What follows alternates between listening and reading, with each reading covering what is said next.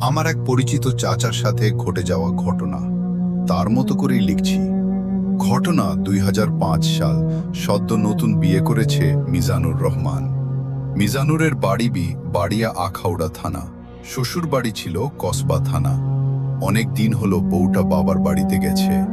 আজকে সস্প কাজ শেষ করে ভেবেছে বউকে আনতে শ্বশুর বাড়িতে যাবে। মিজানুর নদীতে মাছ ধরতেন, কিন্তু আজকে ভেবেছিল আর মাছ ধরতে যাবে না, শ্বশুর বাড়ি যাবে। কিন্তু যারা মাছ ধরে তাদের মাছের প্রতি একটা নেশা হয়ে যায়। মাছ ধরা শেষ করতে করতে অনেক রাত হয়ে গেছে।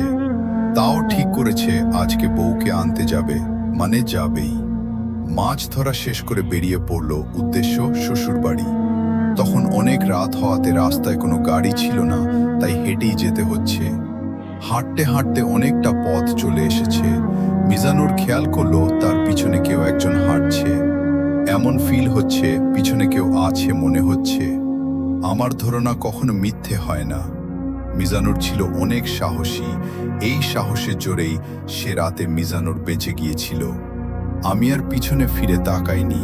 যাই হোক না কেন, পিছনে তাকানো যাবে না। পিছনে যে আছে আমি তাকে উদ্দেশ্য করে জোরে ডেকে বললাম, কে রে আমার পিছনে হাঁটছিস? সাহস থাকলে সামনে আয়।